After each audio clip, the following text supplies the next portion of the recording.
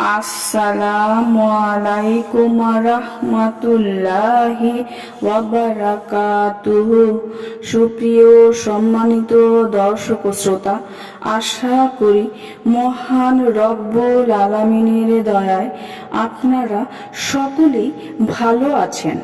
সুপ্রিয় সম্মানিত দর্শক ও শ্রোতা, আজকে হযরত আব্দুল্লাহ ইবনে আব্বাস রাদিয়াল্লাহু তাআলা আনহু থেকে একটি ঘটনা বর্ণনা করব। ঘটনার শিরোনাম হচ্ছে একজন ভিক্ষুক ও ইবনে আব্বাস। আশা করব ঘটনাটি শেষ পর্যন্ত শুনবেন। হযরত ইবনে আব্বাস রাদিয়াল্লাহু তাআলা আনহুর নিকট এক ভিক্ষুক এলো। সে তার নিকট কিছু প্রার্থনা করলে তিনি বললেন, তুমি কি এ কথার সাক্ষ্য দেও যে আল্লাহ ব্যতীত কোনো মাবুদ নেই এবং মুহাম্মদ সাল্লাল্লাহু আলাইহি ওয়াসাল্লাম আল্লাহর রাসূল? সে বলল, জি, আমি এ সাক্ষ্য দেই। এরপর তিনি বললেন, তুমি কি রমজানের রোজা রাখো?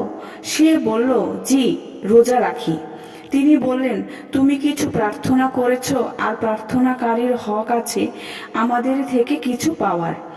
এ বলে তিনি তাকে একটি কাপড় দিলেন এবং বললেন, আমি রাসূলুল্লাহ সাল্লাল্লাহু আলাইহি ওয়াসাল্লামকে বলতে শুনেছি, যে ব্যক্তি কোনো মুসলমানকে কাপড় পরিধান করায় সে কাপড় যতদিন পর্যন্ত তার শরীরে থাকে ততদিন পর্যন্ত সে কাপড় দানকারী আল্লাহর হেফাজতে থাকে। সুপ্রিয় সম্মানিত দর্শক ও শ্রোতা, ঘটনাটি এই পর্যন্তই।